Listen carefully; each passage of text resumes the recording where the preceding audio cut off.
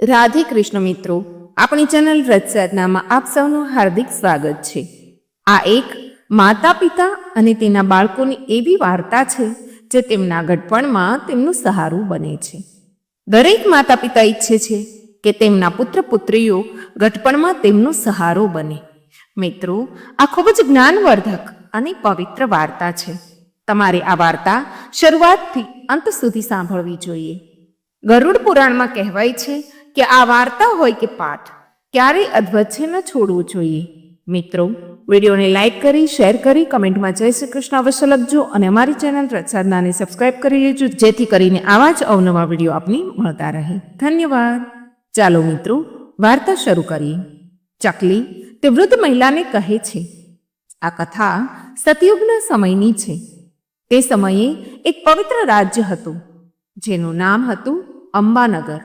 તે રાજ્યના રાજા, જેને બધા રાજા અંબ તરીકે ઓળખતા હતા. રાજા અંબ એક મહાન દાતા અને ધાર્મિક વ્યક્તિ હતા. કોઈ પણ વ્યક્તિ કે ભિખારી ક્યારેય ખાલી હાથે તેના દરવાજેથી પાછો ફરતો નથી. રાજા અંબની રાણીનું નામ આમલી હતું. રાણી આમલી માત્ર અદ્ભુત રીતે સુંદર જ ન હતી, પરંતુ તે તેના પતિ પ્રત્યે અત્યંત સમર્પિત પણ હતી. રાજા અંબ રાણીને ખૂબ પ્રેમ કરતો હતો. રાજા અને રાણીને 2 પુત્રો હતા. મોટા પુત્રનું નામ સર્વર અને નાના પુત્રનું નામ નીર હતું. બંને પુત્રો સંસ્કારી અને તેમના માતા પિતાના આજ્ઞાકારી હતા. એક દિવસ ભગવાન ઇન્દ્રદેવ પોતાના દિવ્ય સિંહાસન પર બિરાજમાન હતા, જ્યારે અચાનક તેનું સિંહાસન ધ્રુજવા લાગ્યું. આ જોઈને ઇન્દ્રદેવ ચિંતિત થઈ ગયા. તેણે વિચાર્યું કે પૃથ્વી પર ચોક્કસ કોઈ પુણ્યશાળી આત્મા છે, જેના સારા કાર્યો મારા સિંહાસનને અસર કરી રહ્યા છે અને તે તેના ગુણના બળથી તેને હલાવી રહ્યો છે, પરંતુ તે મારી જગ્યા લેવા માંગે છે. આ વિચારથી ઇન્દ્રદેવ ચિંતાતુર થઈ ગયા. તેણે તરત જ ઋષિ વિશ્વામિત્રને બોલાવ્યા અને તેની આગળ હાથ જોડીને વિનંતી કરી કે હે ઋષિ, કૃપા કરીને મારી રક્ષા કરો. આ મુશ્કેલ સમયમાં માત્ર તમે જ મને મદદ કરી શકો છો. તેણે કારણ પૂછ્યું કે હે દેવરાજ, તું આટલું પરેશાન કેમ દેખાય છે? ઇન્દ્રદેવે જવાબ આપ્યો, આજે જ્યારે હું મારા સિંહાસન પર બેઠો હતો ત્યારે અચાનક મારું સિંહાસન ધ્રુજવા લાગ્યું. ચોક્કસ પૃથ્વી પર કોઈ એવા સંત પુરુષ છે જેમણે તેમની તપસ્યાના બળ પર મારી સ્થિતિને પડકારી છે. કૃપા કરીને તે વ્યક્તિની કસોટી કરો અને તેની લાગણીઓ જાણો. તે તેની તપસ્યાથી શું પ્રાપ્ત કરવા માંગે છે? દેવેન્દ્રની વાત સાંભળીને ઋષિ વિશ્વામિત્રે અંતર્ધ્યાન કર્યું અને તેણે જોયું કે પૃથ્વી પર અંબ નામનો એક રાજા હતો, જે ધાર્મિક, ઉદાર અને પોતાના લોકો માટે સારું સમર્પિત હતું. તેઓ એક રાજા છે. તેમના પુણ્ય કાર્યો એટલા પ્રભાવશાળી છે કે તેમના કારણે ઇન્દ્રનું સિંહાસન પ્રભાવિત થઈ રહ્યું છે. આ સાંભળીને ઇન્દ્રદેવ આશ્ચર્ય પામ્યા અને બોલ્યા કે હે વિશ્વામિત્ર, આ કેવી રીતે શક્ય છે? ગૃહસ્થ જીવન જીવનાર વ્યક્તિ મારી ગાદીને અસર કરે તે આટલી મોટી તપસ્યા કેવી રીતે કરી શકે? સંસારથી અલિપ્ત કેટલાક ઋષિ મુનિ હજારો વર્ષો સુધી કઠોર તપસ્યા કરે છે, ત્યારે જ આવું બને, એક અસર ઉત્પન્ન થાય છે અને તમે કહો છો કે આ રાજાના કારણે આમ થઈ રહ્યું છે? હે વિશ્વામિત્ર, આ મારી સમજની બહાર છે. ત્યારે વિશ્વામિત્ર કહે છે કે હે ઇન્દ્રદેવ, આ સત્ય છે. તમે માનો કે ન માનો તે તમારા પર છે. જો તમે મારા શબ્દો પર વિશ્વાસ ન કરતા હોય તો ચાલો પૃથ્વી પર જઈએ અને રાજા અંબની કઠિન પરીક્ષા લઈએ. જો તે આ કસોટીમાંથી પસાર થઈ જશે તો તમે માનશો કે મારી દિવ્ય દ્રષ્ટિથી મેં જે જોયું છે તે બધું જ સાચું છે. ઇન્દ્રદેવે કહ્યું, હા, તે યોગ્ય રહેશે. આપણે બંને સાધુના વેશમાં પૃથ્વી પર જઈશું અને રાજા અંબની કઠિન પરીક્ષા કરીશું. જો તે ન્યાયી રાજા આ કસોટીમાંથી પસાર થશે તો હું ઇન્દ્ર તરીકેનું મારું પદ છોડી દઈશ તેને આ સિંહાસનનો રાજા બનાવીશ. આ રીતે ઋષિ વિશ્વામિત્ર અને ઇન્દ્રદેવ રાજા અંબની પરીક્ષા કરવાનું નક્કી કરે છે. પછી બંને સાધુનો વેશ ધારણ કરીને રાજા અંબના મહેલોની સામે પહોંચ્યા. ત્યાં પહોંચીને સાધુના વેશમાં વિશ્વામિત્રએ બૂમ પાડી, અલખ નિરંજન, મને ભિક્ષા આપો. રાજાના સેવક બહાર આવ્યા અને કહ્યું કે હે મહાત્મા, આદેશ કરો, તમારે ભિક્ષામાં શું જોઈએ છે? તમારે ભિક્ષામાં જે જોઈએ તે તમે માંગી શકો છો. સેવકની આ વાત સાંભળીને સાધુએ કહ્યું કે અમે ખૂબ જ તપસ્વી છીએ અને તમારા રાજાની કીર્તિ સાંભળીને દૂર દૂરથી આવ્યા છીએ. અમે સાંભળ્યું છે કે તમારા રાજા કોઈ ભિખારીને તેના દરવાજેથી ખાલી હાથે જવા દેતા નથી. અમે પણ તમારા રાજા પાસે ખાસ ઈચ્છા લઈને આવ્યા છીએ.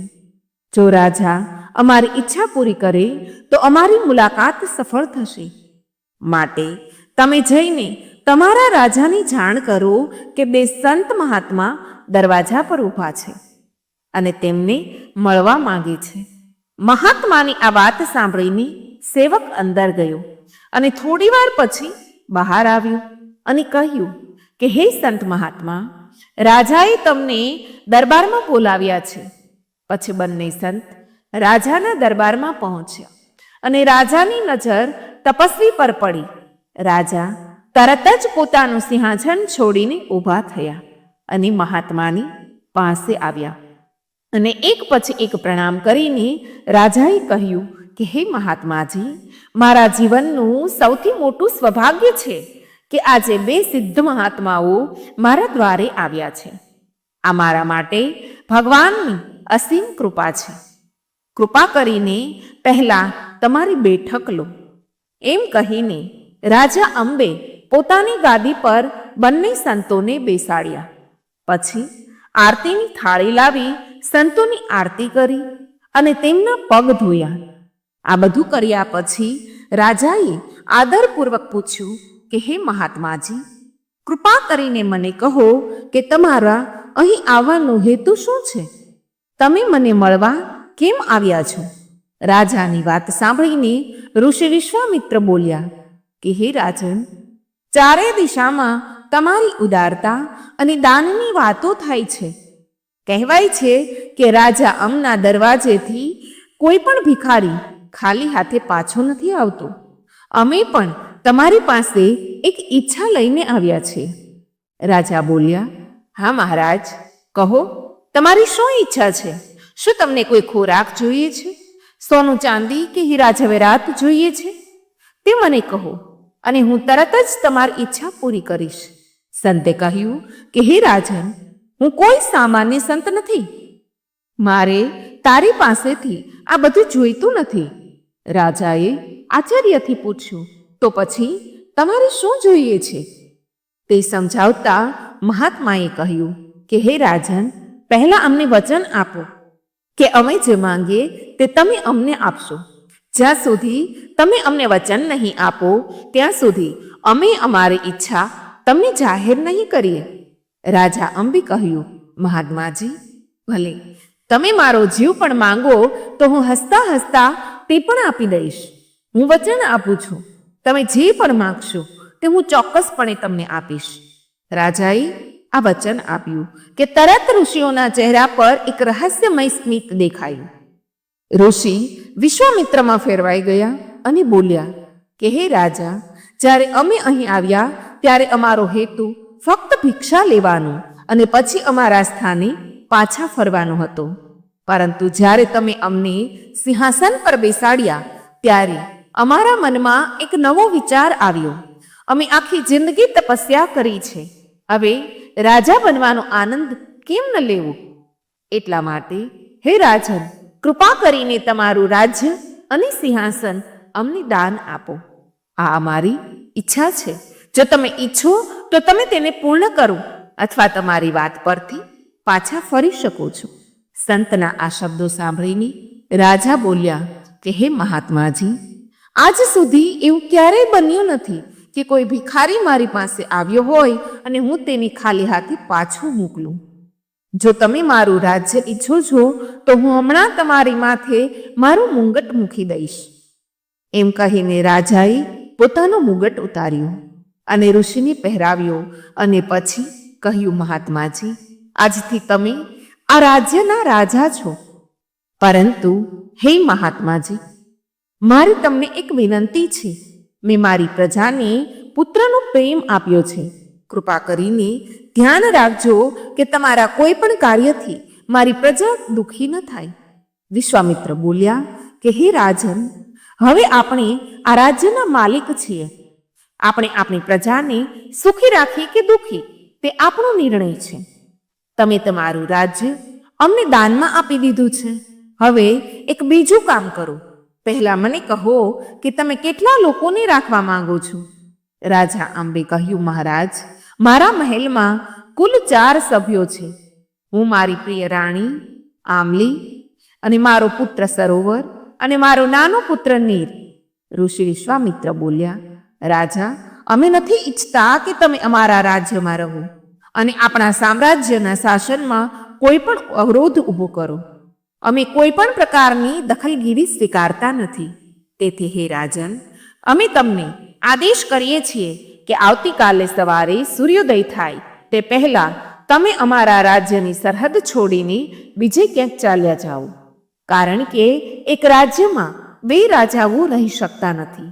જો તમે અહીં રહેશો તો પ્રજા તમને રાજા તરીકે સ્વીકારશે અને રાજાને જે માન મળવું જોઈએ તે અમને નહીં મળે. તેથી હે રાજન, તારે સૂર્યોદય થાય તે પહેલાં આ રાજ્ય છોડવું પડશે. રાજા અંબે કહ્યું, મહારાજ, મારે નાના બાળકો છે. હું તેમને ક્યાં લઈ જાઉં? મહેરબાની કરીને મારી સાથે આટલો મોટો અન્યાય ન કરો. હું વચન આપું છું કે હું તમારા કોઈ પણ કામમાં દખલ નહીં કરું. દેવરાજ ઇન્દ્ર બોલ્યા, હે રાજા, અમે જે કહ્યું તેને અંતિમ શબ્દ માનો. કાં તો તમે આ રાજ્ય છોડી દો અથવા અમે અહીંથી જઈશું. પરંતુ યાદ રાખજો કે અમે ખાલી હાથે પાછા ફરીશું તો તમારો ધર્મ તૂટી જશે. હવે તમારે નક્કી કરવાનું છે કે તમે તમારી વાત કે રાજા બનીને અહીં જ રહો. આ જવાબ સાંભળીને રાજા અંબ થોડી વાર મૌન રહીને વિચારતા રહ્યા. અંતે તેણે કહ્યું, મહારાજ, મેં નિર્ણય કર્યો છે કે આજે રાત્રે હું મારી રાણી અને બંને બાળકો સાથે આ રાજ્યને છોડી દઈશ. પછી વિશ્વામિત્રએ આદેશ આપ્યો કે હે રાજા, આ ધ્યાનમાં રાખો કે તમારે ફક્ત તમારા શરીરને ઢાંકતા કપડાં જ પહેરવા જોઈએ. શાહી વસ્ત્રો, ઘરેણાં, હીરા, કિંમતી પથ્થરો, તમે રાજ્યની કોઈ પણ વસ્તુ સાથે લઈ જવાનો પ્રયત્ન કરશો તો તે ચોરી ગણાશે. રાજા અંબે હાથ જોડીને કહ્યું, મહારાજ, ચિંતા ન કરો. તમે જે કહો છો તે જ થશે. હવે કૃપા કરીને મને જવા માટે પરવાનગી આપો.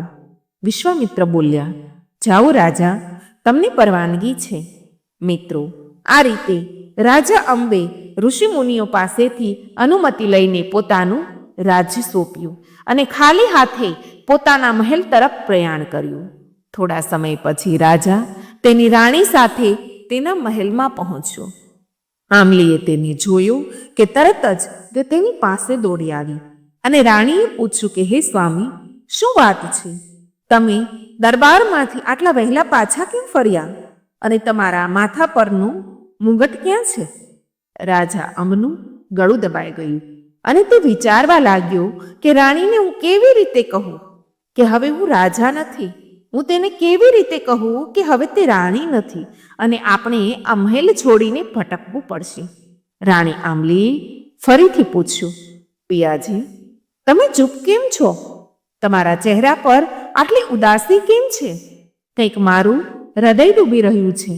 રાણીના આ શબ્દો સાંભળીને રાજા અંબ બોલ્યા, રાણી, આજે કંઈક એવું બન્યું કે સંતે અમને ભિખારી બનાવી દીધા. રાણીએ પૂછ્યું કે આ કેવી રીતે થયું? રાજા અંબે આખી ઘટના રાણીને સંભળાવી. સંત કેવી રીતે દરબારમાં આવ્યા, તેણે કેવી રીતે તમામ રાજ્ય અને સંપત્તિની માંગણી કરી. તેણે એ પણ કહ્યું કે હવે મહેલના શાહી વસ્ત્રો પણ અમારા નથી. અમારે સાધારણ વસ્ત્રોમાં આ રાજ્ય છોડવું પડશે. રાજા અંબે રાણીને કહ્યું કે તે સંત મહાત્મા હવે આ નગરના રાજા છે. તેમણે આદેશ આપ્યો છે કે આપણે આજે જ આ શહેર છોડવું પડશે. હવે તમે જ કહો કે મારે શું કરવું જોઈએ? રાણીએ કહ્યું, રાજાજી, તમે એ જ કરો જે તમે હંમેશા કરતા આવ્યા છો. તમારા દરબારમાંથી ક્યારેય કોઈ અરજદાર ખાલી હાથે ગયો નથી.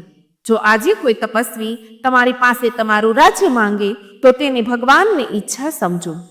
સુખના એ દિવસો જ મળશે જે આપણા ભાગ્યમાં લખાયા હતા. જે થવાનું છે તે નક્કી છે. તેથી જ સ્વામી, તમારા રાજ્યની ખોટનો શોક ન કરો. હું દરેક પરિસ્થિતિમાં તમારી સાથે છું. જ્યારે રાજા અંબે તેની પત્ની પાસેથી આ શબ્દ સાંભળ્યા ત્યારે તેની આંખો આંસુઓથી ભરાઈ ગઈ. તેણે રાણીની સામે હાથ જોડીને કહ્યું, રાણી, તમે ધન્ય છો. હું હવે રાજા નથી રહ્યો એમ કહેતા મને ચંકોસ થયો, પરંતુ તમે મારી બધી ચિંતાઓ એક ક્ષણમાં દૂર કરી દીધી. હું જીવનભર તમારો જ રહીશ.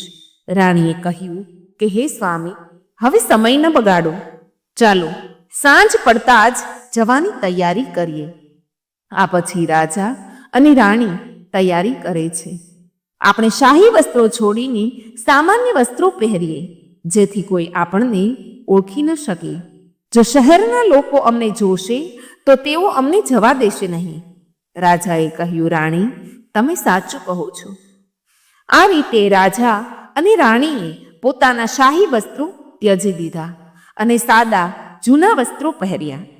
તેમના 2 પુત્રો સરવર અને નીરને સાથે લીધા અને બધાની નજર ટાળીને તેઓ પોતાના મહેલમાંથી એવી રીતે બહાર નીકળી ગયા કે જેમ કોઈ ચોર બહાર નીકળે છે. ચાલતા ચાલતા 4 જણ એક ગાઢ અને નિર્જન જંગલમાં પહોંચ્યા. ચારે તરફ ગાઢ અંધારું હતું. આ જંગલ જોઈને રાણી ડરી ગઈ. ચાલતા ચાલતા રાણીએ કહ્યું કે હે સ્વામી, આ જંગલ બહુ ડરામણું છે. દૂર દૂર સુધી કોઈ મનુષ્ય દેખાતો નથી. આપણા નાના બાળકો આ જંગલથી ડરે છે. બાળકો પણ આપણી સાથે છે. હું તેમના માટે ચિંતિત છું. રાજા અંબે કહ્યું, મને પણ તે વાતની ચિંતા છે કે કદાચ કોઈ જંગલી પ્રાણીઓ આપણા પર હુમલો કરી શકે. પરંતુ આપણે હજુ પણ આપણા નગરની હદમાં છીએ. જો આપણે અહીં રાત રોકાવાનું નક્કી કરીએ અને સવાર થઈ જાય તો મારું વચન તૂટી જશે. મેં મહાત્માને વચન આપ્યું છે કે હું સૂર્યોદય પહેલા આ રાજ્ય છોડી દઈશ. હું શહેરની બહાર જઈશ. એટલે આપણે આગળ વધવાનું છે. રાણીએ રાજાની આ વાત સાંભળી અને કહ્યું, ઠીક છે મારા પ્રિય, આપણે ભગવાનનું નામ લઈને આગળ વધીએ. હવે આપણી પાસે ફક્ત ભગવાનનો જ આધાર છે. તે જે કરશે તે સારું જ થશે. આગળ કહે છે, આ રીતે 4 જીવો આખી રાત ચાલતા રહ્યા. સૂર્યોદય પહેલા તેઓ પોતાના નગરની સીમા ઓળંગીને બીજા રાજ્યની સીમામાં પ્રવેશ્યા. રાજા અંબે જ્યારે બીજા રાજ્યની સીમામાં પગ મૂક્યો ત્યારે તેણે રાહતનો નિશ્વાસો નાખ્યો અને રાણીને કહ્યું કે હે સ્વામિની, હવે ચિંતા શા માટે? આપણે આપણા રાજ્યની સીમામાંથી બહાર આવી ગયા છીએ. ચાલો હવે આ શહેરમાં રહેવાની જગ્યા શોધીએ. ચાલતા ચાલતા તેઓ શહેરની સીમામાં આવેલી એક ભોજનાલયમાં પહોંચ્યા. ત્યાંના શેઠ અને ભઠિયારણ હતી. રાજાએ તેની આગળ હાથ જોડીને કહ્યું, માતા, અમે મુશ્કેલીમાં છીએ. મારી સાથે મારી પત્ની અને 2 બાળકો છે. જો તમે પરવાનગી આપો તો અમે તમારા ભોજનાલયમાં થોડો સમય રહેવા માંગીએ છીએ. ભટિયારી ફાટેલા જૂના કપડામાં રાજા અને તેના પરિવારની હાલત જોઈને કહ્યું કે આ કોઈ ધર્મશાળા કે આશ્રમ નથી કે તમારે અહીં રહેવું. તો તમારે પૈસા ચૂકવવા પડશે. રાજાએ કહ્યું, માતા, મારી પાસે અત્યારે પૈસા નથી, પરંતુ એક ઉપાય છે. ભઠિયારીએ પૂછ્યું કે કયો ઉપાય? રાજાએ કહ્યું, અમે 4 તમારા માટે કામ કરવા તૈયાર છીએ. અમને તમારી ભોજનાલયમાં કામ આપો. તમને જે કામની જરૂર છે તે અમે કરીશું. બદલામાં તમે અમને ફક્ત 2 સમયનું ભોજન અને રહેવાની જગ્યા આપજો. રાજા અંબની વાત સાંભળીને ભઠિયારીએ મનમાં વિચાર્યું કે આ ખૂબ જ સારો પ્રસ્તાવ છે. આજકાલ નોકરો ખૂબ મોંઘા છે અને તેઓ રોકાતા પણ નથી. આ સોદો મારા માટે ફાયદાકારક છે, કારણ કે મને કોઈ પણ ખર્ચ વિના 4 નોકર મળશે. ભઠિયારીએ કહ્યું, હું તારો પ્રસ્તાવ સ્વીકારું છું, પરંતુ મારી કેટલીક શરતો છે. રાજાએ આદરપૂર્વક પૂછ્યું, માતા, તમારી શું શરતો છે? ભઠિયારીએ કહ્યું, પહેલી શરત એ છે કે હું તને જે પણ કામ આપું તે તારે કરવું પડશે, પછી તે કોઈ પણ હોય. રાજા અંબે નમ્રતાથી કહ્યું, માં, અમે તમારી શરત સ્વીકારીએ છીએ. ભઠિયારીએ વધુમાં કહ્યું, મારી બીજી શરત એ છે કે જો તમારામાંથી કોઈ બીમાર પડે અથવા કોઈ કારણસર મારા દ્વારા આપવામાં આવેલા કાર્ય પૂર્ણ ન કરી શકે તો તે દિવસે હું તેને ભોજન નહીં આપું. રાજા અંબે ફરી માથું નમાવી કહ્યું, માતા, તમારી આ શરત પણ અમે સ્વીકારીએ છીએ. ભઠિયારીએ કહ્યું, હવે સાંભળો કે કોને શું કામ કરવાનું છે. ભઠિયારીએ રાજાને કહ્યું, તારું કામ એ હશે કે તું રોજ સવારે પરોઢિયે જંગલમાં જઈને સૂકા લાકડાના 4 પોટલા કાપીને મારી ભોજનાલયમાં લાવીશ. પછી તેને રાણીને કહ્યું, તમારું કામ આ ધર્મશાળામાં આવનારા તમામ પ્રવાસીઓ માટે ભોજન બનાવવાનું છે. આ પછી તેણે બંને બાળકો તરફ જોયું અને કહ્યું, આ બાળકોનું કામ આ છે કે તમે પ્રવાસીઓના વાસણો ધોવા પડશે. જો તમે લોકો આ બધું કામ કરી શકો તો તમે ઈચ્છો છો ત્યાં સુધી અહીં રહી શકો છો. રાજા અને રાણીએ એક સ્વરે કહ્યું, માતા, અમે તમારું બધું કામ સ્વીકારીએ છીએ. પછી રાજા અને તેમના પુત્ર અને પત્ની ભઠિયારાની ભોજનાલયમાં કામ કરવા લાગ્યા. ભાગ્યનો વિચિત્ર ખેલ હતો. અંબાનગરીનો રાજા જે રાજા હતો તે હવે જંગલમાં લાકડા કાપતો હતો. રાણી આમલી જે ક્યારેય રસોડામાં પગ મૂકતી ન હતી તે હવે ભઠિયારીની ધર્મશાળામાં રસોઈ બનાવતી હતી. અને જે રાજકુમારો પાસે રમવા અને ભણવાનો સમય હતો તે હવે રસોડામાં વ્યસ્ત હતા. કઠિનાઈના એ દિવસો હતા. એ નાનકડા હાથ વાસણો ધોતા હતા અને સાફ કરતા હતા. આ રીતે 4 જીવો કામ કરીને દિવસો પસાર કરવા લાગ્યા. જીવન શરૂઆતમાં મુશ્કેલ લાગતું હતું, પરંતુ ધીમે ધીમે તેઓ સફળ થયા. તેમના કામમાં તે ભઠિયારીમાં નિપુણ બન્યો. તેને સંતોષ હતો કે તેણે પોતાનું રાજ્ય ગુમાવ્યું હોવા છતાં તેણે તેની વાત પાળી છે. આ લાગણી સાથે તેઓ ભઠિયારીની સેવા કરતા 6 મહિના વીતી ગયા. એક દિવસ રાજા લાકડા કાપવા જંગલમાં ગયું. તે દરમિયાન ભોજનાલયમાં એક વેપારી આવ્યો. તેને જોઈને ભઠિયારી દોડીને તેની પાસે ગઈ અને કહ્યું, સાહેબ, આજે મેં તમને ઘણા સમય પછી જોયા છે. વેપારીએ હસતા હસતા કહ્યું, ભઠિયારી, તને શું કહું? અમારું કામ એવું છે કે ક્યારેક આ શહેરમાં તો ક્યારેક તે શહેરમાં. એ બધું મારા પર છોડી દો. હું ભૂખ્યો છું. કૃપા કરી મને જલ્દી ભોજન પીરજો. મારે આજે મારા વહાણ સાથે બીજા દેશમાં જવાનું છે. ભટિયારીએ કહ્યું, સાહેબ, તમને જે જોઈએ તે ઓર્ડર કરો. હું મારી નોકરાણીને કહીશ કે તમારા માટે તે જ ભોજન તૈયાર કરે. આ દરમિયાન રાણી રસોડામાં ભોજન બનાવી રહી હતી. જ્યારે ભોજન તૈયાર થયું ત્યારે રાણીએ ભોજનની થાળી સજાવી અને તેને વેપારી પાસે લઈ ગઈ. વેપારીએ રાણીને જોતાની સાથે જ તે મંત્રમુગ્ધ થઈ ગયો. આટલી સુંદર સ્ત્રીને તેણે પોતાની આંખોથી પહેલે ક્યારેય જોઈ ન હતી. રાણીએ વેપારીને ભોજનની થાળી આપી. તેણીએ તેને પોતાની સામે રાખી અને અંદર ગઈ. વેપારીએ ભટિયારીને પૂછ્યું કે આ ભટિયારી કોણ છે? મેં આટલી અદ્ભુત સુંદર સ્ત્રી પહેલા ક્યારેય નથી જોઈ. તેણે એક જ નજરમાં મારું હૃદય ચોરી લીધું. ભટિયારીએ ચતુરાઈથી કહ્યું, સાહેબ, તે મારી નોકરાણી છે. જોજો, તમે ઈચ્છો તો તેના પછી તમારે કિંમત ચૂકવવી પડશે. વેપારીએ કહ્યું, ભટિયારી, તમે ગમે તે ભાવ માંગો, હું તે ચૂકવવા તૈયાર છું. બસ તેને કોઈક રીતે મારી બનાવો. ભટિયારીએ કહ્યું, ઠીક છે, તો મને 1,00,000 સોનાના સિક્કા આપો. તમે વહાણ પર જાઓ, હું તેને ખોરાક સાથે તમારી પાસે તેને મોકલીશ. જેવી તે વહાણ પર પહોંચે તમે તે વહાણ દૂર મોકલી દેજો. વેપારીએ ભટિયારીની શરત માની લીધી અને વહાણ પર ચડી ગયો. ભટિયારી રાણી પાસે ગઈ અને કહ્યું, આમલી, જલ્દીથી કેટલાક લોકો માટે ખાવાનું તૈયાર કરો. તારે વહાણમાં લઈ જવું પડશે. રાણીએ કહ્યું, માં, હું કેવી રીતે જઈ શકું? મને નદીનો રસ્તો પણ ખબર નથી. હું અહીં આવી ત્યારથી બહાર નીકળી નથી. ભઠિયારીએ કહ્યું, તમારે એની ચિંતા કરવાની જરૂર નથી. હું તમારી સાથે આવીશ. જલ્દી જમવાનું તૈયાર કરો અને મારી સાથે આવવા તૈયાર થઈ જાઓ. બિચારી રાણી ના પાડી પણ ન શકી. જ્યારે ભટિયારીએ તેને નોકરીએ રાખી ત્યારે તેણે સ્પષ્ટ કહી દીધું હતું કે તેને અહીંયા ના કહેવાની છૂટ નથી. આ વિચારીને રાણીએ ભોજન રાંધ્યું, મોટા વાસણમાં રાખ્યું અને ભટિયારી સાથે ચાલી ગઈ.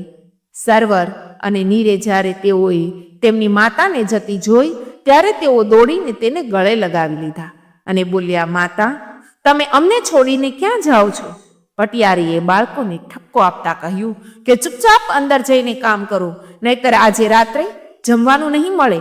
ભટિયારીની ગુસ્સે ભરેલી આંખો જોઈને બાળકો ગભરાઈ ગયા અને ચૂપચાપ અંદર જતા રહ્યા. પછી ભટિયારી રાણીને વહાણમાં લઈ ગઈ. તેણીએ જઈને કહ્યું, મારા સાંધા દુખે છે, હું વહાણના પગથિયા નહીં ચડી શકું.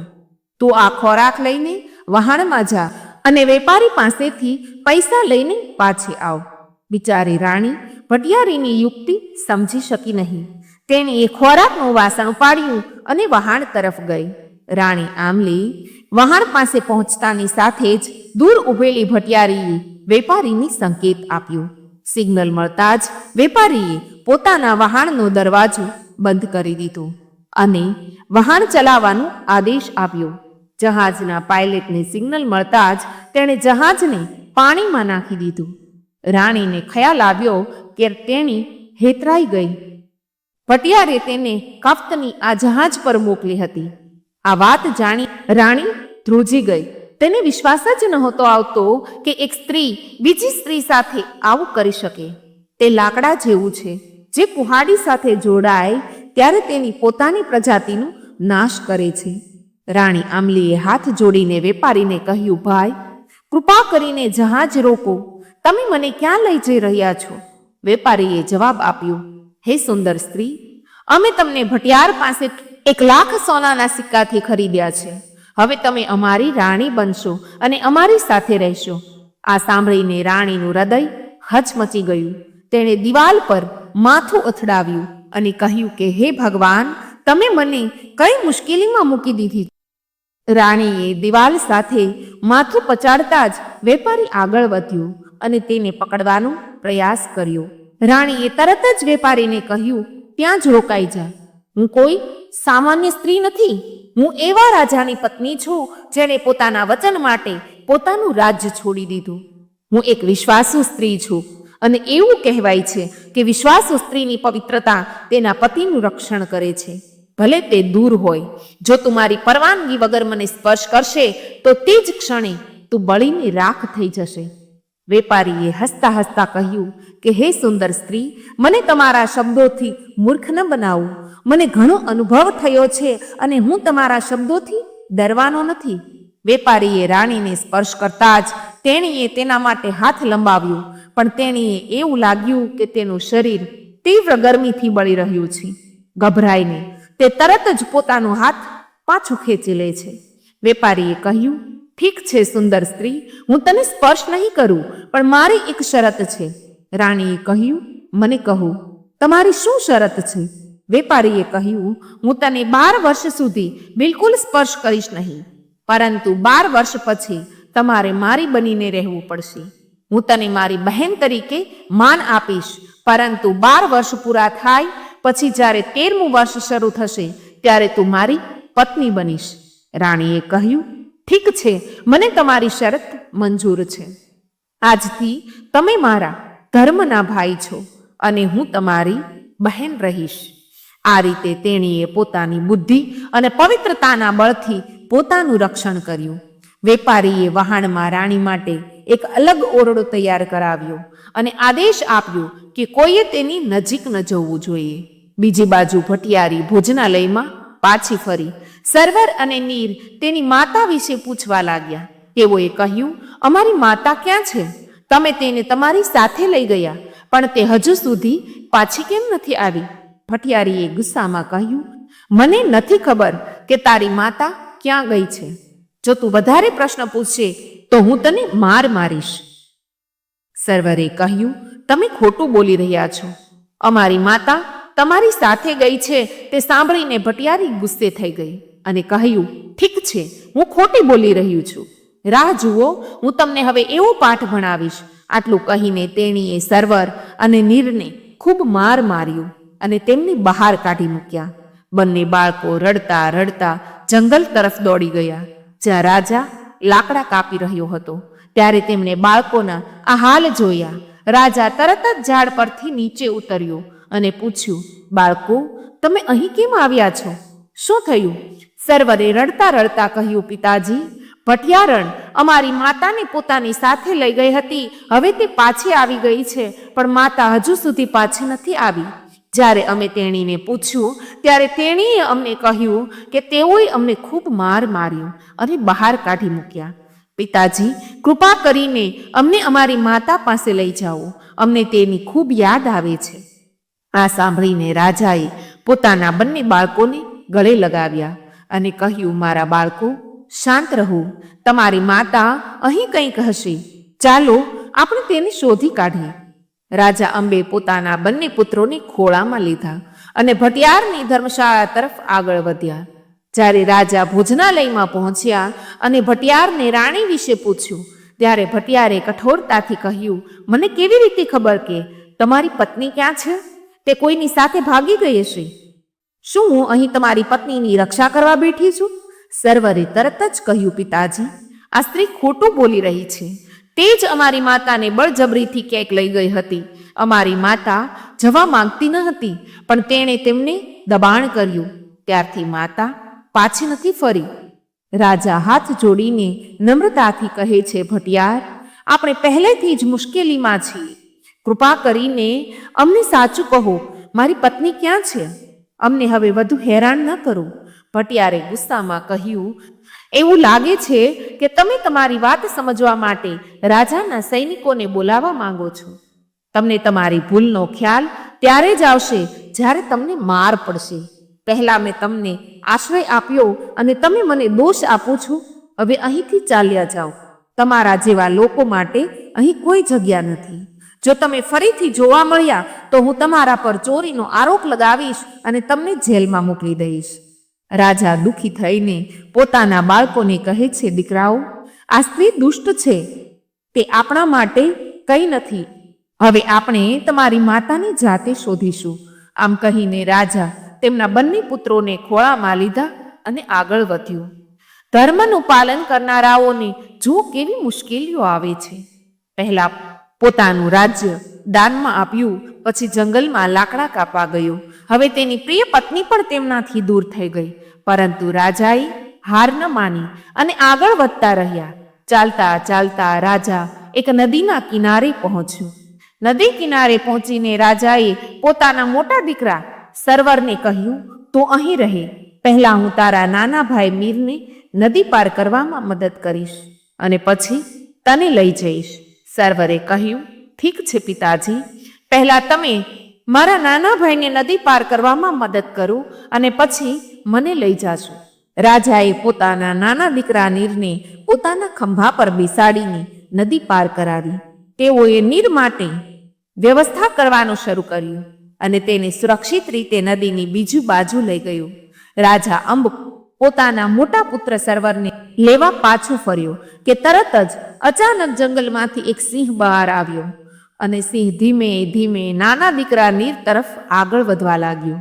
નીરે સિંહને પોતાના તરફ આવતો જોઈને તેણે ગભરાઈને બૂમ પાડી, પિતાજી, મને બચાવો, આ સિંહ મને ખાઈ જશે. રાજા પોતાના પુત્રનો અવાજ સાંભળતા જ ગભરાઈને પાછો ફર્યો.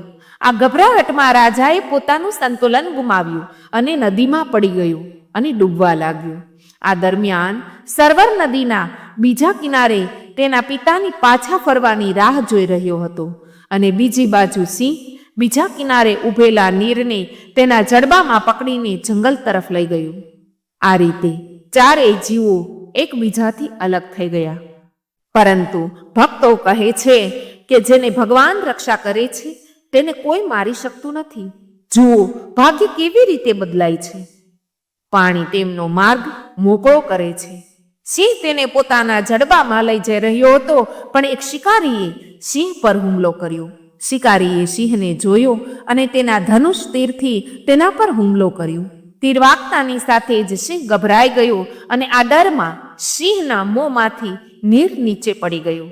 શિકારી તરત જ નીર પાસે દોડી ગયો અને નીરને પોતાની છાતી સાથે જોડીને તેના ઘરે લઈ ગયો. આ દરમિયાન રાજાનો મોટો દીકરો સર્વર પોતાના પિતાના પાછા ફરવાની રાહ જોઈ રહ્યો હતો. જ્યારે તેના પિતા પાછા ન ફર્યા ત્યારે તે રડવા લાગ્યો અને નદી કિનારે રેતી પર સૂઈ ગયું. બીજા દિવસે સવારે તે નગરનો ધોબી કપડાં ધોવા માટે જ તે કાંઠે આવ્યો. સર્વરને સૂતો જોતા જ તે તેની પાસે ગયો અને તેને જગાડ્યું. ધોબીએ પૂછ્યું, દીકરા, તું કોણ છે અને અહીં નદી કિનારે શું કરી રહ્યો છે? સર્વરે પોતાની આખી વાત કહી અને કહ્યું, હું રાજકુમાર છું, પણ હવે હું અનાથ છું. હવે આ દુનિયામાં મારું કોઈ નથી.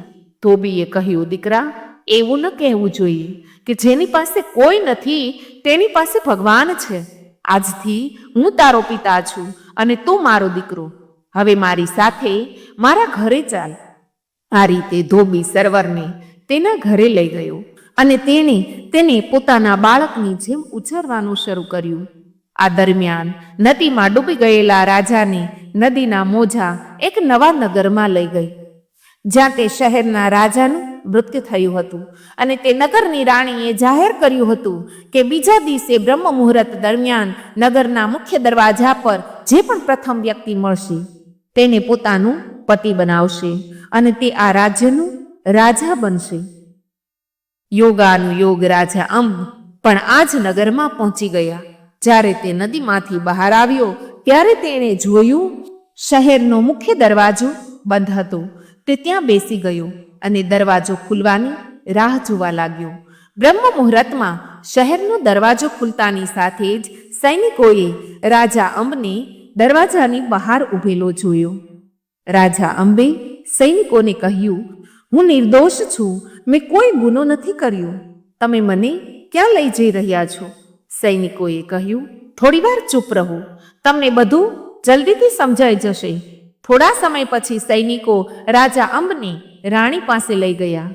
રાણીએ રાજા અંબને પ્રણામ કર્યા અને તેમને હીરા અને રત્નોથી જડિત માળા પહેરાવી અને કહ્યું, મહારાજ, અમારા શહેરમાં આપનું સ્વાગત છે. આજથી તમે આ રાજ્યના રાજા છો અને હું તમારી રાણી છું. હવે રાજ્યના કામકાજ સંભાળો. જ્યારે રાજા અંબે રાણીના આ શબ્દ સાંભળ્યા ત્યારે તે થોડી વાર માટે થોભી ગયા. તે માની શકતો ન હતો કે આ બધું સાચું છે. તેને લાગ્યું કે આ એક સ્વપ્ન છે. પરંતુ જ્યારે તેણે શાહી વસ્ત્રો જોયા ત્યારે તેને સમજાયું કે જ્યારે તેને વસ્ત્રો પહેરાવવામાં આવ્યા અને તેના માથા પર તાજ મૂકવામાં આવ્યો ત્યારે તેને ખાતરી થઈ ગઈ કે આ સ્વપ્ન નથી પરંતુ વાસ્તવિકતા છે. રાજા અંબે મનમાં વિચાર્યું કે હે પ્રભુ, આ તમારું કેવું નાટક છે. જ્યારે હું રાજા હતો ત્યારે તમે મને ફકીર બનાવ્યો હતો અને આજે હું ફકીર બનીને ફરતો હતો ત્યારે એક જ ક્ષણમાં તેને ફરીથી રાજા બનાવી દેવામાં આવ્યો. હે ભગવાન, તમે મારી સાથે કેવો ખેલ ખેલી રહ્યા છો. પછી તેણે વિચાર્યું કે જો આ ભગવાનની ઈચ્છા છે તો તેણે તેને ખુશીથી સ્વીકારવી જોઈએ. આ રીતે રાજા અંબ તે શહેરના રાજા બન્યા અને વહીવટ માટે જવાબદાર બન્યા. રાજા અંબે ગાદી સંભાળતાની સાથે જ સમગ્ર રાજ્યમાં સમૃદ્ધિ ફેલાઈ ગઈ. પહેલા રાજ્ય લાંચ અને ભ્રષ્ટાચારનું સ્થાન હતું, પરંતુ હવે ત્યાં ન્યાય અને ન્યાયપણાનું રાજ્ય સ્થાપિત થયું છે. રાજા અંબે પોતાની નીતિઓ એટલે અસરકારક અને ન્યાયી બનાવી કે રાજ્યમાં તમામ પ્રકારના ગુનાઓનો ઉકેલ આવી ગયો. દુષ્ટતાઓનો અંત આવ્યો. લોકો એકતા સાથે રહેવા લાગ્યા અને ચારે બાજુ પ્રેમ અને સમૃદ્ધિ ફેલાઈ ગઈ. લૂંટ અને ખાસ જેવી સમસ્યાઓનો સંપૂર્ણપણે અંત આવ્યો. આમ રાજા અંબે 11 વર્ષ સુધી તે રાજ્ય પર સફળતાપૂર્વક શાસન કર્યું. આ 11 વર્ષમાં ઘણું બદલાઈ ગયું છે. રાજાના 2 પુત્રો નીર અને સર્વર, જેમાંથી એકને શિકારી પોતે પોતાના ઘરે લઈ ગયો હતો અને બીજાને ધોબીએ દત્તક લીધો હતો. હવે તેઓ મોટા થઈ ગયા હતા. યોગાનુયોગ તે બંને એક જ નગરમાં મોટા થયા હતા, જ્યાં રાજા અંબ હવે રાજા તરીકે રાજ્ય ચલાવતા હતા.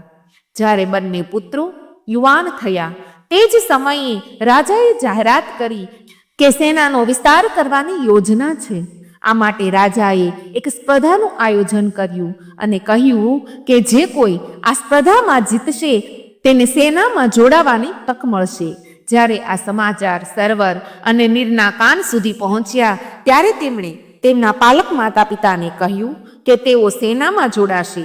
પરવાનગી લઈને તેણે સ્પર્ધામાં ભાગ લીધો અને પોતાની પ્રતિભાથી સરળતાથી સ્પર્ધા જીતી લીધી અને આમ રાજાની સેનામાં સૈનિક તરીકે જોડાયું. બંનેએ પોતાની જવાબદારીઓ નિષ્ઠાથી પૂરી કરવા માંડી. બંનેમાંથી કોઈને ખબર ન હતી કે તેઓ સગા ભાઈઓ છે અને ન તો તેઓ જાણતા હતા કે રાજા તેમના સાચા પિતા છે. બંનેને લાગ્યું કે તેમના સાચા માતા પિતા તો મૃત્યુ પામ્યા છે. આ દરમિયાન સમય પોતાની ગતિએ પસાર થઈ રહ્યો હતો અને તે દિવસ નજીક આવી ગયો જેની વેપારી અધીરાઈથી રાહ જોઈ રહ્યો હતો. રાણીની હાલત એ વિચારથી વધારે ખરાબ થઈ રહી હતી કે 12 વર્ષ પૂરા થવાના છે અને શરત મુજબ વેપારી તેને પોતાની પત્ની બનાવી લેશે. રાણી થોડી દુઃખી હતી અને હંમેશા ભગવાનના ગુણગાન ગાતી હતી અને પ્રાર્થના કરતી હતી કે હે ભગવાન, કોઈ ચમત્કાર કરો જેથી મને મારા પતિ પાછા મળે. ભક્તો, ભગવાનનો ખેલ અદ્ભુત છે. એવું બને છે કે જે વેપારીએ રાણી આમલીને છેતરીને પોતાના વહાણમાં બેસાડી હતી તે જ વેપારી માલથી ભરેલું વહાણ લઈને તે જ શહેરના કિનારે પહોંચ્યો જ્યાં રાજા અંબનું શાસન હતું. વેપારી રાજાના દરબારમાં ગયો અને વિનંતી કરી કે હે મહારાજ, હું વારસાગત વેપારી છું અને વિવિધ દેશોમાં વેપાર કરું છું. હાલમાં મારું વહાણ તમારા શહેરના કિનારે ઊભું છે. મારા જહાજની સુરક્ષા માટે કૃપા કરીને મને કેટલાક સૈનિકો આપો. તમારી દયાથી હું કોઈ પણ ચિંતા વગર વ્યવસાય કરી શકું છું. રાજાએ વેપારીને કહ્યું, અમારા નગરમાં તમારું સ્વાગત છે. ખાતરી રાખો, તમારા જહાજની સુરક્ષા અમારી જવાબદારી છે. જ્યાં સુધી તમે આ શહેરમાં વ્યવસાય કરો છો. રાજાએ તરત જ પોતાના મંત્રીને બોલાવ્યા અને કહ્યું, આપણી સેના આપણા શહેરના કિનારે ઊભેલા વેપારીના વહાણનું રક્ષણ કરવા માટે છે. સક્ષમ સૈનિકોની નિમણૂક કરો અને ખાતરી કરો કે વહાણમાંથી કોઈ માલ ચોરાય નહીં. દીવાને રાજાને કહ્યું. તેણે આદેશનું પાલન કર્યું અને સર્વર અને નીરને કહ્યું, સાંભળો સૈનિકો, આજે રાત્રે તમારે વેપારીના વહાણની રક્ષા કરવી પડશે. ધ્યાન રાખજો કે જહાજમાંથી કોઈ સામાન ચોરાઈ ન જાય. સર્વર અને નીરે આત્મવિશ્વાસથી કહ્યું, મંત્રી સાહેબ, તમે ખાતરી કરી શકો છો, ચોરી આપણાથી ઘણી દૂર છે. વહાણમાં પક્ષી પણ પાંખો ફફડાવી શકતું નથી. તે સાંભળીને બંને યુવાનોએ પોતાના શસ્ત્રો ઉપાડ્યા અને વહાણની રક્ષા કરવા નીકળી પડ્યા. ભાદોનની કાળી રાત હતી. ચારે બાજુ ગાઢ અંધકાર હતો. બીજી બાજુ રાણી વહાણની નજીક હતી. રૂમમાં તેના પલંગ પર સૂઈને તે ભગવાનને પ્રાર્થના કરી રહી હતી. તે પોતાની જાતને કહી રહી હતી કે હે પ્રભુ, મેં કોઈક રીતે 12 વર્ષ સુધી મારું માન બચાવ્યું છે, પરંતુ હવે આજથી 3 દિવસ પછી આ વેપારી મને પોતાની રાણી બનાવશે. હે ભગવાન, હવે મારી ઇજ્જત તમારા હાથમાં છે. ફક્ત તમે જ મારું રક્ષણ કરી શકો છો. કૃપા કરીને કોઈ ચમત્કાર કરો જેથી હું મારા પતિને પાછો મેળવી શકું. જો મને મારો પતિ પાછો નહીં મળે તો હું મારા જીવનું બલિદાન આપી દઈશ, પરંતુ ક્યારેય આ વેપારીની રાણી નહીં બનું. ભક્તો, આ રાણી આમલીની જેમ પોતાના માન સન્માનનું રક્ષણ કરવાનો પ્રયાસ કરે છે.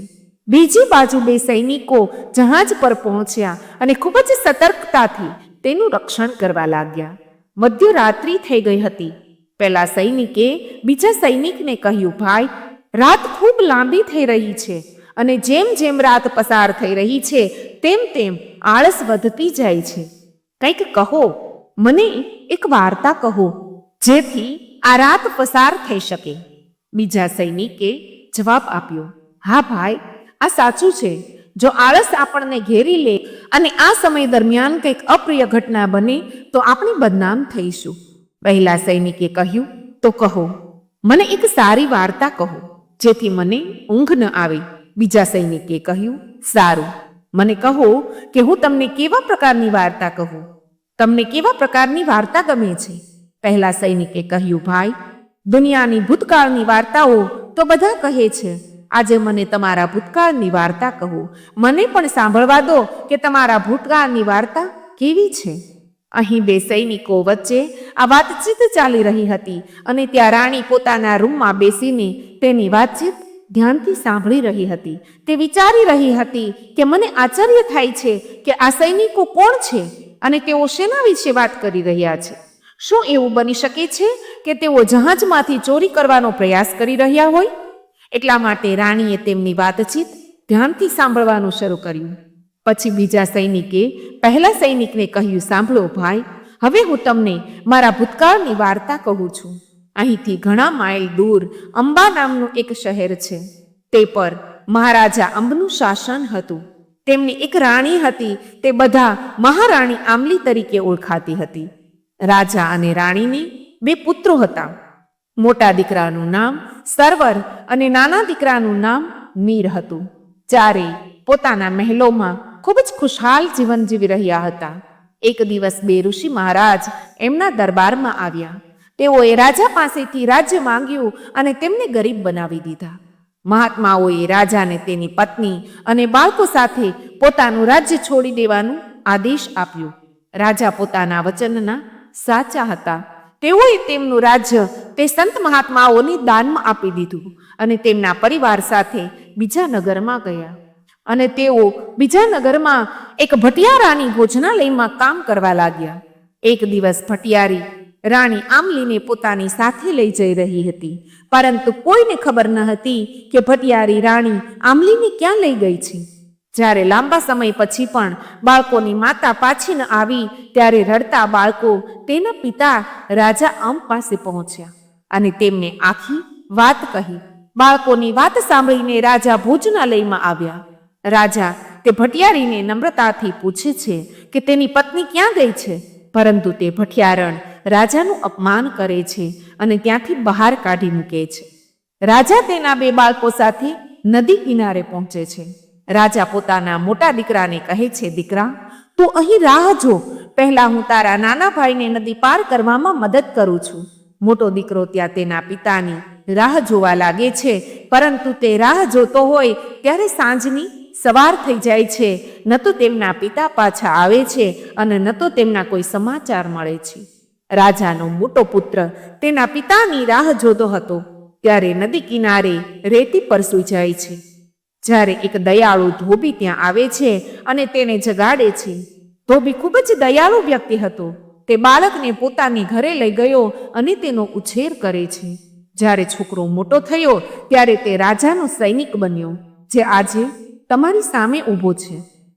અને આ જહાજની રક્ષા કરતો સૈનિક બીજું કોઈ નહીં પણ એ જ બાળક છે, જેણે બાળપણમાં પોતાના માતા પિતા અને ભાઈથી અલગ થવાનું દુઃખ સહન કરવું પડ્યું હતું.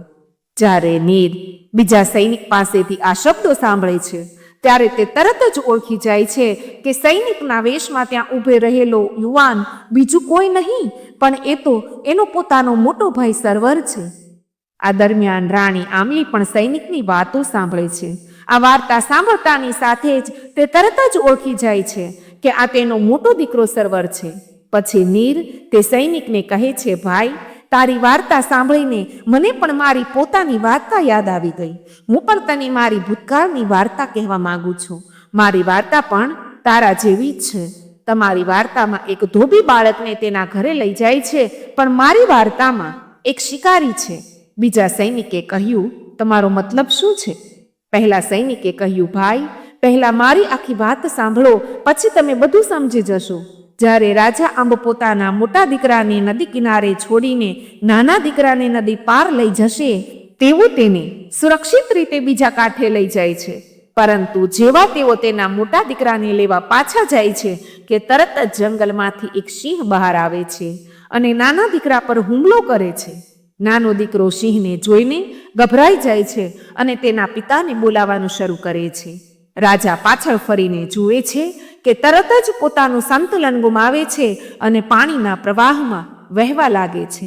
આ દરમિયાન આદમખોર સિંહ નાના દીકરાને પોતાની પકડમાં લઈ લે છે. તે બાળકને તેના જડબામાં દબાવીને જંગલમાં લઈ જાય છે. જંગલમાં એક શિકારીએ સિંહને જોયું. શિકારી સિંહ પર તીર મારે છે અને બાળકને મુક્ત કરે છે. પછી તે બાળકને પોતાના ઘરે લઈ જાય છે અને તેને પોતાના બાળકની જેમ ઉછેરે છે. જ્યારે બાળક મોટું થશે ત્યારે તે તમારા જેવો જ રાજાનો સૈનિક બને છે. તે રાજાની સેનામાં ભરતી થાય છે અને આજે તમારી સામે ઊભો રહેલો સૈનિક બીજું કોઈ નહીં પણ એ જ બાળક છે જેને સિંહ ઉપાડી ગયું હતું. પહેલા મને પણ એવું લાગતું હતું કે હું અનાથ છું અને મારું કોઈ નથી, પરંતુ જ્યારે મેં તમારી વાર્તા સાંભળી ત્યારે મને ખ્યાલ આવ્યો કે હું અનાથ નથી, મારો મોટો ભાઈ મારી સાથે છે.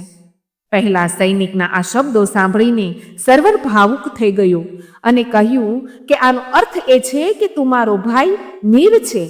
હું એ કમનસીબ વ્યક્તિ છું કે જેને નીતિએ તારા અને અમારા માતા પિતાથી અલગ કરી દીધો છે. અમારું રાજ્ય ખોવાઈ ગયું અને અમારું કુટુંબ તૂટી ગયું, પરંતુ ભગવાનનો આભાર છે કે તેણે મને મારા ભાઈ સાથે ફરીથી મને મળાવી દીધો. આટલું કહીને નીર તેના ભાઈને ભેટી પડ્યું અને ખૂબ રડવા લાગ્યો. આ દરમિયાન વહાણના રૂમમાં બેઠેલી રાણી આમલી આ બધું સાંભળી રહી હતી. જ્યારે તેણીએ આ સાંભળ્યું ત્યારે તેણી તરત જ સમજી ગઈ કે સૈનિકોના વેશમાં ત્યાં ઊભા રહેલા યુવાનો બીજું કોઈ નહીં પણ તેના પ્રિય પુત્રો સર્વર અને નીર છે. રાણીએ મનમાં ભગવાનનો આભાર માન્યો અને કહ્યું કે હે ભગવાન, તમારો ખૂબ ખૂબ આભાર. તમે મને મારા ખોવાયેલા બાળકો બતાવ્યા. રાણી આમલીનું હૃદય બંધ બંને દીકરાઓને ગળે લગાવવા અને સ્નેહ આપવા માટે બેચેન હતો. તે ગઈ પણ અચાનક તે અટકી ગઈ. તેણે વિચાર્યું કે જો હું આ સમયે મારા બાળકો પાસે જાઉં અને કોઈક રીતે વેપારીને આ વાતની ખબર પડી જાય તો તે મારા બાળકોને નુકસાન પહોંચાડશે અને તે મને બીજે ક્યાંક લઈ જશે અને બંધ કરી દેશે. મારે ધીરજ રાખીને કંઈક કરવું પડશે, પછી જ હું આ દુષ્ટ વ્યક્તિને તેના પાપોની સજા આપી શકીશ. રાણી ચૂપચાપ રહી અને કંઈ બોલી નહીં. બંને સૈનિકો આખી રાત વહાણની રક્ષા કરતા રહ્યા અને સવાર પડતા જ તેઓ પોતાની છાવણીમાં પાછા ફર્યા. તેમના ગયા પછી રાણી તેના રૂમમાંથી બહાર આવી અને વહાણ ભરેલા કિંમતી સામાનને નદીમાં ફેંકવા લાગી. જ્યારે તેઓએ બધો સામાન નદીમાં ફેંકી દીધો ત્યારે તે વેપારીના રૂમમાં ગઈ અને કહ્યું, ભાઈ, તો અહીં શાંતિથી સૂઈ રહ્યો છે, પણ તે સૈનિકો આપણા વહાણનો બધો કિંમતી સામાન ચોરીને ભાગી ગયા છે. રાણીના આ શબ્દો સાંભળીને વેપારી ગુસ્સે થયો. તે ગુસ્સે થયો અને કહ્યું, આ કેવી રીતે થઈ શકે? રાણીએ કહ્યું, ભાઈ, આ હકીકતમાં તે પહેલેથી જ થઈ ચૂક્યું છે. મેં મારી પોતાની આંખોથી જોયું છે કે તે સૈનિકો તમારો કિંમતી માલ લઈ ગયા છે. વેપારીએ કહ્યું, જો આવું હોય તો તમે અહીં રહો, હું હમણાં જ રાજા પાસે જઈશ અને આ ઘટનાની ફરિયાદ કરીશ. આટલું કહીને વેપારી રાજા અંબના દરબાર તરફ ગયો. ત્યાં પહોંચીને તેણે રાજા અંબ સમક્ષ પોતાનું દુઃખ વ્યક્ત કર્યું અને કહ્યું, મહારાજ, હું લૂંટાઈ ગયો છું અને બરબાદ થઈ ગયો છું. મારા જહાજની સુરક્ષા માટે તમે જે સૈનિકો મોકલ્યા હતા તે પણ નાશ પામ્યા છે.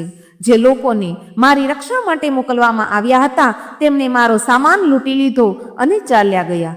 કૃપા કરીને મને ન્યાય આપો. જો મને મારો સામાન પાછો નહીં મળે તો હું અહીં તમારી સામે મારો જીવ આપી દઈશ. રાજા અંબે કહ્યું, વેપારી, આ કેવી રીતે શક્ય છે? અમારા સૈનિકો ક્યારેય આવું કામ કરી શકતા નથી, પરંતુ જો તમે આવું કહી રહ્યા છો તો અમે તમારા શબ્દોનું સન્માન કરીએ છીએ. શું તમારી પાસે કોઈ પુરાવા કે સાક્ષી છે જે આ સાબિત કરી શકે? અમે ખાતરી કરી શકીએ છીએ કે ચોરી થઈ છે અને ચોરો અમારા સૈનિકો છે. વેપારીએ કહ્યું, હા મહારાજ, મારી પત્ની આની સાક્ષી છે. તેણે પોતાની આંખોથી સૈનિકોને માલ લઈ જતા જોયા છે. રાજા અંબે કહ્યું, જો આવું હોય તો તમારી પત્નીને બોલાવો, અમે અમારા સૈનિકોને મહેલમાં બોલાવશું. પછી વેપારી રાણીને લઈને પાછો મહેલમાં આવે છે અને તે બંને સૈનિકો નીર અને સર્વર પણ મહેલમાં આવે છે. રાણી આંબલીએ તેના માથા પર ઘૂંઘટ ઢાંક્યું હતું. જ્યારે બંને પક્ષો સામસામે આવે છે ત્યારે રાજા દરબારની કાર્યવાહી શરૂ કરે છે. રાજા અંબને કહે છે કે વેપારી, તારી પત્નીને પૂછ કે શું સૈનિકોએ તારા વહાણમાંથી ચોરી કરી હતી? વેપારી તેની પત્નીને પૂછે છે કે શું આ એ જ સૈનિકો છે જેમને તમે માલ લૂંટતા જોયા હતા? રાણી સ્વીકૃતિમાં માથું હલાવે છે. રાજા કહે છે, ફક્ત માથું હલાવવાથી કામ નહીં ચાલે. તમે જે કંઈ જોયું છે તે અમને સ્પષ્ટ શબ્દોમાં કહો. આ સાંભળીને રાણી કહે છે કે હે રાજન, હું તમને બધું કહીશ, પરંતુ પહેલા આ સૈનિકોને એ જ વાર્તા કહેવા કહો જે તેમણે ગઈકાલે રાત્રે વહાણની રક્ષા કરતી વખતે કહી હતી. રાજા થોડા આચાર્ય સાથે કહે છે, વેપારી, શું તમારી પત્ની પાગલ છે? અહીં અમે માલ લૂંટાયો છે કે નહીં તે નક્કી કરવા બેઠા છીએ અને તે વાર્તા સંભળાવવાનું કહી રહી છે. પછી રાણી કહે છે, મહારાજ, સત્ય ત્યારે જ બહાર આવશે જ્યારે તેઓ એ જ વાર્તા કહેશે. કૃપા કરીને સૈનિકોને વાર્તા કહેવાનો આદેશ આપો. પછી રાજાએ સૈનિકોને આદેશ આપ્યો. બંને સૈનિકોએ તે જ વાર્તા કહી જે તેમના જીવનમાં બની હતી. સૈનિકોની વાત સાંભળીને રાજા કહે છે, તમારી વાર્તામાં જે પિતાનો ઉલ્લેખિત છે તે પિતા હું જ છું. પાણીમાં ડૂબી ગયા પછી મોજા મને આ નગરમાં લાવ્યા અને અહીંની રાણીએ મને રાજા બનાવ્યો. આટલું કહીને રાજા અંબ પોતાના સિંહાસન પરથી ઊભા થાય છે અને પોતાના બંને પુત્રો સર્વર અને નીરને પોતાની સાથી સાથે લગાવે છે. સર્વર અને નીરે રડતા રડતા પૂછ્યું, પિતાજી, અમારી માતા ક્યાં છે? પછી વેપારીની પાસે ઊભેલી સ્ત્રીએ પોતાનો પડદો ઊંચો કર્યો અને કહ્યું, આવો દીકરા, મારી પાસે, હું જ તમારી માતા છું. આ પછી રાણી આંબલીએ આખા દરબારમાં પોતાની આખી વાત કહી. તેણીએ વર્ણવ્યું કે કેવી રીતે ભટિયારે તેને કપ્તની વેપારીને વેચી દીધી હતી અને કેવી રીતે તેણીએ આટલા વર્ષ સુધી તેના સન્માનનું રક્ષણ કર્યું. જ્યારે વેપારીએ રાણી આંબલીના આ શબ્દ સાંભળ્યા ત્યારે તે અંદરથી ધ્રુજી ગયું અને મહારાજ સમક્ષ રડતા રડતા કહ્યું, કૃપા કરીને મને માફ કરો. મેં ખૂબ મોટી ભૂલ કરી છે. મેં આ બધું જાણી જોઈને નથી કર્યું. મને ભટિયારે ગેરમાર્ગે દોર્યો. રાજા અંબે કહ્યું, વેપારી, જેટલો તું ગુનેગાર છે તેટલો જ તે ભટિયાર પણ દોષિત છે. તે બંનેએ અમને છેતર્યા અને અમારા પરિવારને નુકસાન પહોંચાડ્યું. તેથી તમને બંનેને સમાન સજા મળશે. રાજા અંબે પોતાના સૈનિકોને કહ્યું, સૈનિકો, દક્ષિણ દિશામાં 50 માઇલ દૂર ચક્રપુર નામનું એક નગર છે. ત્યાં એક ભટિયારણ ભોજનાલય ચલાવે છે. ત્યાં જાઓ અને તે ભટિયારની ધરપકડ કરો અને તેને મારી સમક્ષ રજૂ કરો. રાજાનો આદેશ સાંભળીને સૈનિકો ઝડપથી ગયા અને ભટિયારને પકડીને દરબારમાં લાવ્યા. રાજાએ ભટિયારને કહ્યું, તમે મને ઓળખો છો? હું તમારો નોકર છું, જેણે તમારા માટે જંગલમાં લાકડા કાપ્યા હતા. અને આ મારી રાણી છે, જેને તમે 1 લાખ સોનાના સિક્કામાં વેપારીને વેચી દીધી હતી. રાજાના આ શબ્દો સાંભળીને ભટિયાર ભયથી ધ્રુજવા લાગી. તેણીએ કહ્યું, કૃપા કરીને મને માફ કરો. મને પૈસાની લાલચ મળી હતી. હું પાપી છું. મેં એક મોટું પાપ કર્યું છે. કદાચ હું તે પાપની સજા ભોગવી રહી છું. એમ કરીને ભટિયારે તેના શરીરને ઢાંકેલા કપડાં હટાવ્યા. તેના શરીરમાં રોગ ફેલાયો હતો અને તેના ઘામાંથી દુર્ગંધ મારતું પરુ નીકળી રહ્યું હતું. આ જોઈને રાજાએ કહ્યું, ભગવાને તને તારા પાપની સજા આપી દીધી છે. હવે હું તને શું સજા આપું? આ પછી વેપારીનો વારો આવ્યો. રાજાએ પોતાની રાણીને પૂછ્યું, રાણી, મને કહો કે આ વેપારીને શું સજા આપવી જોઈએ, જેણે તમને અને તમારા બાળકોને 12 વર્ષ સુધી તમારાથી દૂર રાખ્યા? રાણીએ કહ્યું કે હે સ્વામી, એ સાચું છે કે તેણે મને કપટથી હરણ કર્યું હતું અને 12 વર્ષ સુધી મારા પરિવારથી દૂર રાખી. પરંતુ એ પણ સાચું છે કે આ 12 વર્ષમાં તેણે મને સ્પર્શ પણ નથી કર્યો. તેણે મને પોતાની બહેન બનાવીને આદરપૂર્વક વર્તન કર્યું છે. એટલા માટે મહારાજ, હું ઈચ્છું છું કે તેમને સુરક્ષિત રીતે જવા દેવામાં આવે. જેમ ભગવાને ભટિયારને તેના કર્મોની સજા આપી છે, તેવી જ રીતે તેને પણ તેના કર્મોનું ફળ ભોગવવું પડશે. વેપારીએ રાજા અને રાણીની માફી માંગી અને ત્યાંથી ચાલતો થયો. વેપારી જવાનું શરૂઆત કરતાની સાથે જ રાણીએ પાછળથી બૂમ પાડી, ભાઈ, તમારા વહાણમાંથી ચોરાઈ ગયેલો માલ તમને જોઈતો નથી? તમારા વહાણમાંથી કોઈ માલ ચોરાયો નહોતો. તમારો બધો માલ નદીમાં છે. મિત્રો, આ રીતે 4 અલગ થયેલા જીવો, રાજા અંબ, રાણી આંબલી અને તેના પુત્રો સર્વર અને નીર, એકબીજાને મળીને ખૂબ ખુશ થયા. આ સમયે આકાશમાંથી એક દેવી વિમાન નીચે આવે છે અને તેમાંથી ઋષિ મુનિઓ બહાર આવે છે. તેઓ બીજા કોઈ નહીં પરંતુ દેવરાજ ઇન્દ્ર અને ઋષિ વિશ્વામિત્ર હતા. બંને ઋષિઓ રાજાને પ્રણામ કરે છે અને પોતાની વાસ્તવિકતા પ્રગટ કરે છે અને કહે છે કે હે રાજા, અમે ત્રણેય લોકમાં તમારા ત્યાગ અને પુણ્ય વિશે સાંભળ્યું હતું, એટલા માટે અમે તમારી કસોટી કરવા આવ્યા હતા. પરંતુ હે રાજા, અમે તમારા વિશે જે સાંભળ્યું હતું તેના કરતાં તમને ઘણા સારા જોયા. અમે તમારી ભક્તિ, સમર્પણ અને તપસ્યાથી ખૂબ જ ખુશ છીએ. તેથી હે રાજન, અમે તમને વરદાન આપી રહ્યા છીએ. તમે જે વરદાન ઈચ્છો તે અમારી પાસેથી માગી શકો છો. રાજા અંબે નમ્રતાથી જવાબ આપ્યો, મારી કોઈ ઈચ્છા નથી. મારી રાણીને પૂછો, જો તેણીને કોઈ ઈચ્છા હોય તો કૃપા કરીને તે પૂરી કરું. રાણીએ હાથ જોડીને કહ્યું, જો તમે મને એક વરદાન આપી શકો તો તમે મને એક વરદાન આપો કે જ્યારે જ્યારે પણ હું પૃથ્વી પર જન્મીશ ત્યારે ત્યારે હું રાજા અંબની પત્ની બનીશ અને મારા પુત્રો દરેક જન્મમાં મારા બાળકો રહેશે.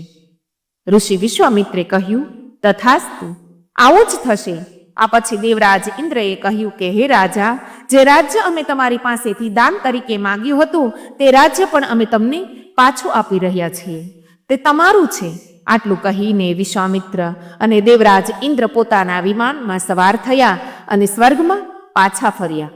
દેવતાઓના ગયા પછી રાજા અંબે એક રાજ્ય તેના નાના પુત્ર નીરને સોંપ્યું અને તેના મોટા પુત્ર સર્વરને બીજા રાજ્યનું રાજા બનાવ્યું.